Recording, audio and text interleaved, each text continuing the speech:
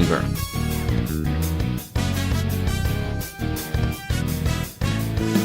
From ancient myths all the way to the present moment, emotions have always dictated our participation and perception of reality. But in fiction, the angry character archetype doesn't only create the most iconic moments, but also one of the strongest weapons a writer has. And when done right, it always keeps you coming back for more. But what is it exactly that makes us addicted to this trope? What keeps drawing us back to it again and again? At their core, angry characters turn tension into conflict. Their unpredictability keeps you guessing not only about their next move, but about the way the world reacts to them. Instead of just one epic fight, they can reshape the entire story. And it doesn't just work because it's an edgy adrenaline drug, but because it romanticizes a part of us we were taught to suppress. We see courage or virtue in general amplified by rage, characters surpassing their limits and overcoming the fears we so often can't, making them not only powerful motivators, but benchmarks for what is possible. Be it Askeladd's sacrifice, mob being mob, or well, guts going berserk, the trope just keeps hitting. Because when you break it down, anger is a character's response to the cruelty of the world, to fight in the face of fear, and to struggle in the face of injustice.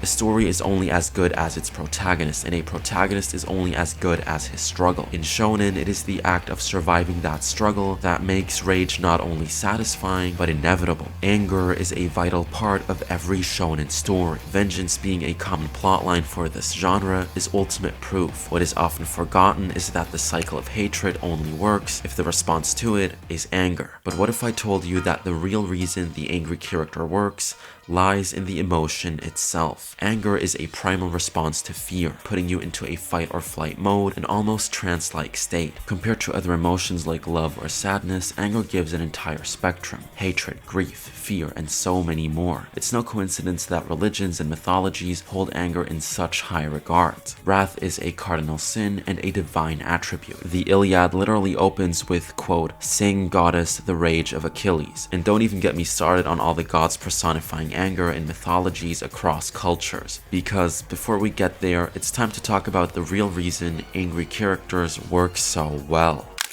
The Berserker is what I'd call the most iconic version of this trope. Instead of describing a person, it describes a state of mind. Their characters can have all sorts of personalities. It doesn't really matter since it only ever comes up when crap hits the fan, and the characters have basically lost it. You see it in Naruto's Kyuubi mode, Guts in his Berserker armor, or Ichigo's Vasta Lorda. The reason it works so well is because 99% of the time, you root for the angry character. It doesn't matter which side they're on, whether they're good or bad, they've been wronged, and now they're coming for revenge. While often being portrayed in a positive light, it doesn't have to be the case. Sure, we see the characters we love get an extra power boost to fight for their interests, but oftentimes we see this reaction provoked by an antagonist. That could be either to test their strength, but more often than not, it's to gain a strategic advantage. It's safe to say that you've got at least one such moment in mind. Battle shonen often combine anger with their individual power system, which makes it all the more epic. But we even see more grounded series with more complex themes make excellent use of it. Don't worry, we'll get to them, but there is no way that I can leave out the inverse of this trope. Love them or hate them, there is no in-between.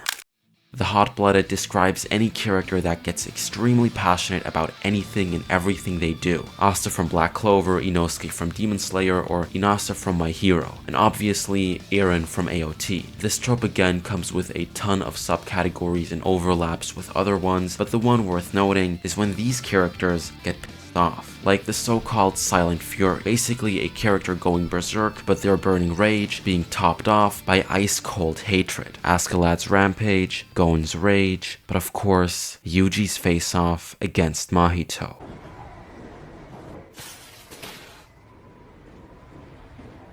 And whenever the rage outweighs the hatred, you get unstoppable rage. Sticking with AOT, it's fair to say that almost every character uses rage to muster up the courage to fight, even in the face of despair. And the characters that take this idea to the next level are littered all over fiction. But to fully capture their essence and do them justice, let me ask you a question. Have you ever asked yourself what makes someone a warrior? Is it courage?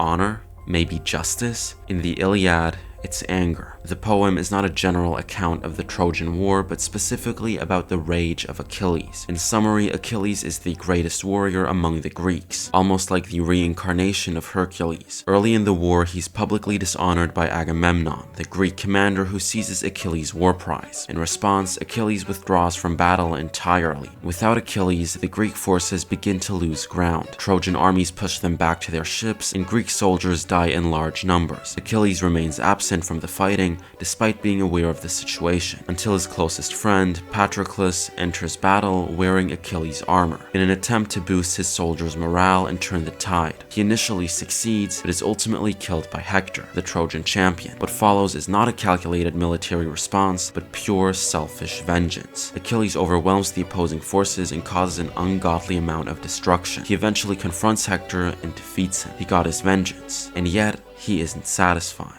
Achilles ties Hector's body to his chariot, dragging it repeatedly around the walls of Troy. Achilles refuses Hector burial rites, which obviously violates cultural and religious norms of the time. After a number of events, the cycle of hatred continues, and Paris shoots Achilles in his heel, leading to his prophesied death. Taking all of these events together, they show that Achilles' anger, while rooted in a real injustice, leads to tragedy. The Iliad does not represent this escalation as heroic or epic, but as destructive. Because of this, Achilles' anger does not merely influence the story, it defines an entire saga. I think you can't unsee the sheer number of protagonists and characters having emerged from Achilles. This thinking became foundational for later warrior narratives. Gilgamesh, Siegfried, and Esfandiar, but even Guts, Thorfinn, and Musashi follow the same formula. Exceptional strength paired with pride and anger that directly shapes their fate. Achilles is the most classic example that shows anger as a narrative engine. It's probably why Seneca says, "Look at the foundation stones of the noblest cities now barely visible. It was anger that toppled them." If you haven't noticed, my nose is blocked and I'm currently not in perfect condition, but we've got deadlines that need to be met. Anyways, when we get angry, what actually happens is that someone violates our physical or emotional boundaries, and anger is our flawed human response to that violation. Evolutionary, it's meant to keep us safe, but more often than not, in the modern day, it fails at doing just that, and when that happens, we might form an unhealthy relationship to anger. Quote,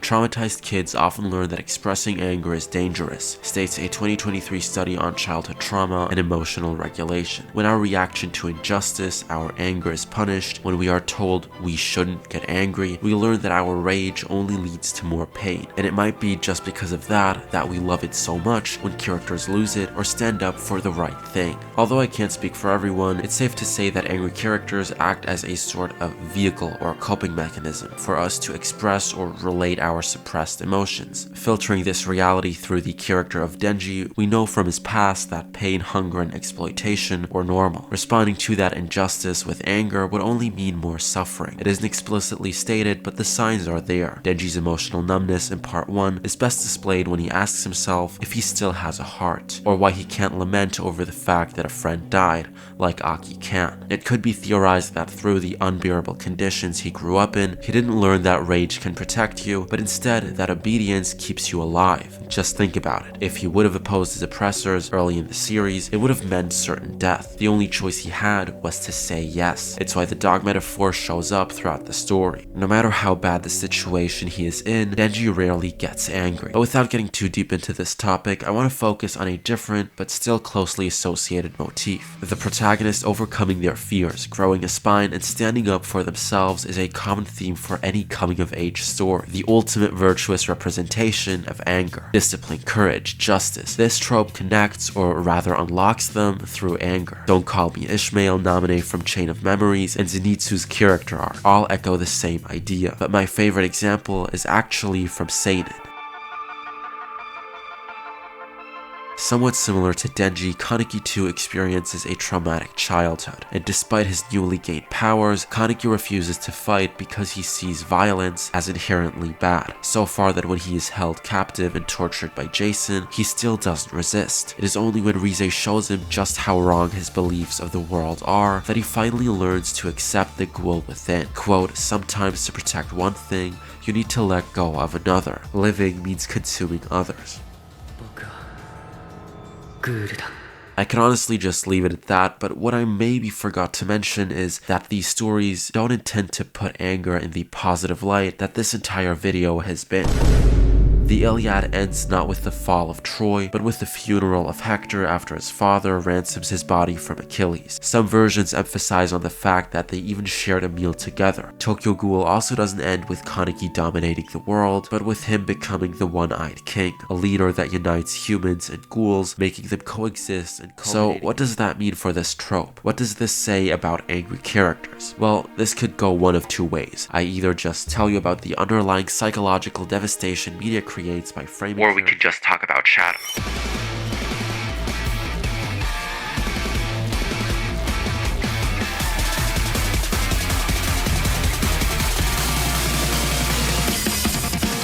Having first appeared as the ultimate life form in Sonic Adventure 2, Shadow basically represents Sega's approach of appealing to a darker, more mature atmosphere or audience. The story starts off by following Sonic as he is framed for a high-stakes robbery and pursued by the military, leading to his first encounter with the Hedgehog actually responsible. Shadow, we soon learn, was frozen for 50 years after witnessing the military execute his only friend, Maria, on the spaceship that used to be his home. Consumed by a distorted memory of her death, he views his quest for vengeance as a holy crusade, manipulating the likes of Eggman to help him activate the Eclipse Cannon, a weapon that will wipe out humanity. In the ending, however, a breakthrough in his memory reveals that Maria's true wish was for him to protect the world, not destroy it. Before it's too late, Shadow chooses to abandon his vengeance, joining forces with Sonic and friends to stop the Ark's collision with Earth and ultimately sacrificing his life to save the very people he once hated. Shadow becomes a martyr, the world is saved, the end. Wrong. Witnessing the success that Sonic Adventure 2 was, but more importantly the overwhelming popularity of Shadow's character, Sega just had to capitalize the opportunity. Who wouldn't? What followed are a number of games showing his character off as distant, cold, stoic, but most importantly, angry. So where's the problem with that? Well, apart from completely stripping away a fundamental character asset, its backstory and quest for vengeance, throwing the lesson of the story out of the window, it romanticizes something that it shouldn't. Talking about fight or flight in his article, Why We Love Violence, yes, that's the title of the study, RJ Starr says, even though we're safe on the couch or in the theater, watching violence lights up these ancient survival systems. It's almost like rehearsal. Our nervous system gets to practice vigilance, watch power dynamics unfold, and predict outcomes, all from a distance. This simulation allows us to explore life and death stakes without ever being at risk ourselves. What media did was to learn, package, and deliver what the nervous system would find impossible to ignore. It took the primal need to detect danger and turned it into a multi-billion-dollar genre. This isn't a psychology discussion, but the reason I'm bringing this up is because while a lot of the examples I've mentioned don't directly promote anger, it's the rage moments that stick in people's heads. A common example is the fantasy of the employee who quits aggressively and is finally compensated for their aggression. The plot rewards the character by getting him together with his romantic interest, making him super rich, or insert any other popular Hollywood trope, when all this is merely a fantasy. Anger tends to damage one's position, reputation, or future opportunities. Anger loses your respect, be it in a professional or personal context. You even have the three Abrahamic religions, as well as Buddhism and Stoicism, all taking a harsh stance against anger. If the message that violence actually isn't the solution only makes it to the boring epilogue that stories gloss over, then that is all it will ever be in our heads. What you need to understand is that anger is a substitute emotion, not just a power-up, but a distraction filling in for pain, weakness, or danger, a place people go to. Now, with that last piece of information, let me ask you one final question. What if a story doesn't make anger its epilogue, but instead its prologue? You know, the thing about hatred, it's the place where people who can't look sorrow in the eye without wavering run off to. Even more than a blood-rusted sword, vengeance is something you soak and sharpen in blood. You sink the blade called your heart deep into the wound in order to fix the nicks called sorrow. The more you sharpen it, the more it rusts. So you sharpen it again. In the end, all that's left is a pile of rust and scraps. This quote from Godo in Berserk only ever clicked for me when I tied it to the character of Thorfinn. Vinland Saga is a story about a boy joining a band of Vikings in order to avenge his father who was killed by the leader of said band, Askeladd. His rage is a survival tool, a reaction to pain, loss, and injustice. justice, a way of making it through a world gone wrong. If he would have went to the place in his heart called sorrow, we can't state for sure if he would have survived the harsh conditions. But then again, throughout the entirety of the first season, we see just how bad Thorfinn's anger affects him. Like a vessel storing anger, we see it corrode him from the inside out. Askeladd manipulates Thorfinn for his own gain, and for a moment it feels like the story isn't actually about Thorfinn, but Askeladd. The story makes an effort in showing the damage Thorfinn does to his own soul through his rage. It makes him commit worse atrocities than the one who wronged him. Marcus Aurelius fittingly said, quote, "How much more grievous are the consequences of anger than the causes of it," end quote.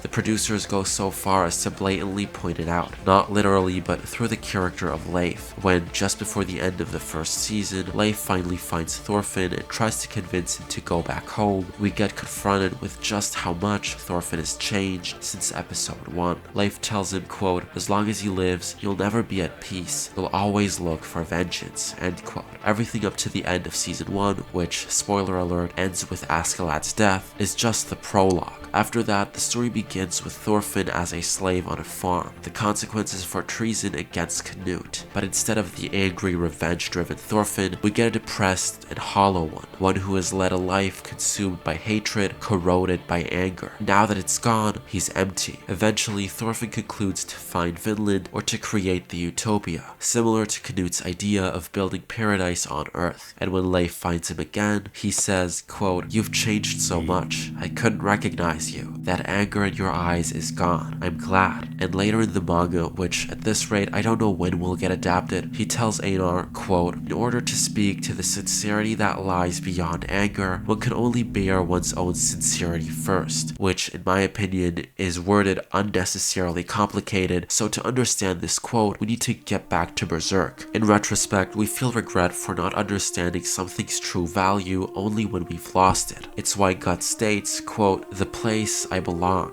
Maybe it did exist. I was too stupid and stubborn to notice it. But what I really wished for back then was here, back then. Why do I only ever recognize what I have once it's gone?" If you've read Berserk, you probably came across this quote and probably have a personal opinion on it. And while I like it, it doesn't have to be this melancholic, because just like you can't ever recognize something's true worth only when it's gone, you can also flip that exact formula and understand how bad something you left behind actually is. Speaking of addictions or anger or any other negative emotion, experience, or just a toxic person. So bringing up the quote from before, in order to speak to the sincerity that lies beyond anger, one can only bear one's own sincerity first. I think what this means is that you can't understand peace or good while you're still trapped in anger. Sometimes all you can do is speak honestly and let the other person do the rest, because people only understand certain truths once they've lived through them themselves. To understand the freedom that comes after anger, you must get past that anger first. So in the end, the angry character archetype isn't just another trope. It reflects our internal desire to right a wrong, to eliminate injustice, through the language of fiction. And now that you got to see the different representations of anger, maybe next time you watch a show, you'll spot them, and notice when a character's rage actually matters, and why it hits you so deep.